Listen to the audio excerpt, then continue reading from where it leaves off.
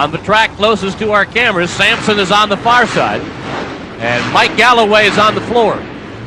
Boy, this is going to be one great race. The young man that drives the Excaliber truck knows no fear. He will go hammer down as hard as the truck will go. Don Maples, driving the Sampson truck out of Huntsville, Alabama, will hammer that truck. He says he built it, he can fix it, and he will go at it hard and heavy.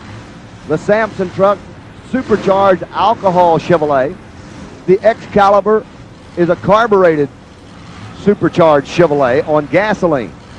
Sampson maybe with just a little bit more horsepower, but Sampson's also pulling a bigger set of tires, a set of 66s.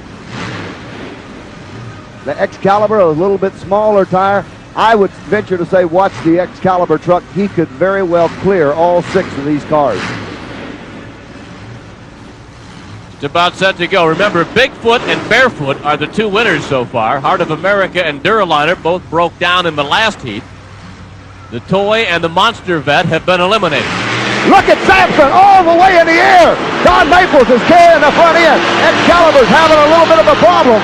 Maples is there. He's stopped already. Excaliber is just now shutting down. Maples has the advantage going into this part of it. Maples makes a clear start. He's covered him by 5 car lengths. Maples in the air. But watch Excaliber. Watch Excaliber. He will make up the time right on this one. They made the turn. He'll straighten it out. Watch him fly. Watch him fly. Wow! Look at that! Look at that! Excaliber came from behind to win it. Don Maples almost lost his when he hit the car.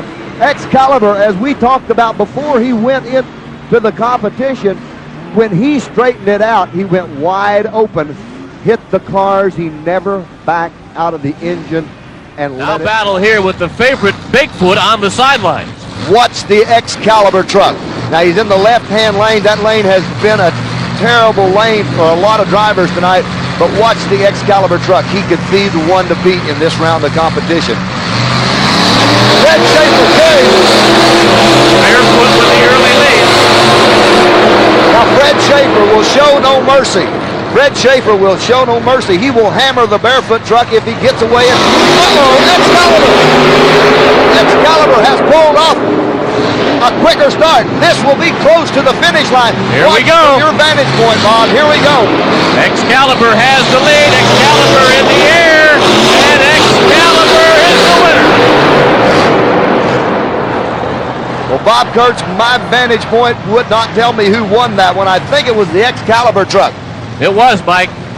The Excaliber truck, that young man has really put on a driving demonstration. That thing, and he managed to destroy it. That's power. I think the operative term was 5 tons. Well, the nightmare is Steve Hess over in the far lane, and he'll be up against one of the greatest showmen in monster truck racing, Dave Marquardt's immaculate Excaliber GM pickup, and indeed, the beautiful machine in the near lane definitely has a horsepower advantage as well. In fact, it shows up immediately when the flag drops sideways on an incredible launch.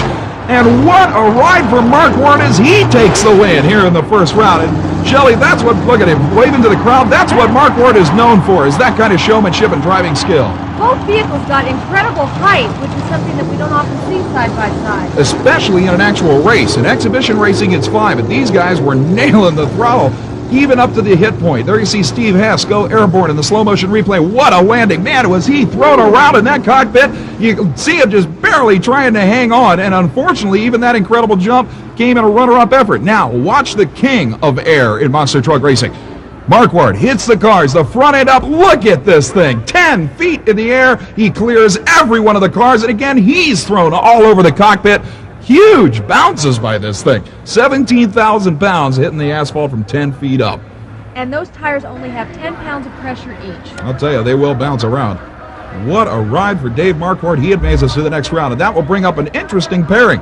In the far lane, it'll be Steve Helm with the Crusher, the Copenhagen Skoll-sponsored early model Chevrolet, taking on one of the true underdogs, Jake Heinke's home-built El Camino from Pennsylvania. The Aces El Camino using, of all things, a supercharged small block Chevy engine.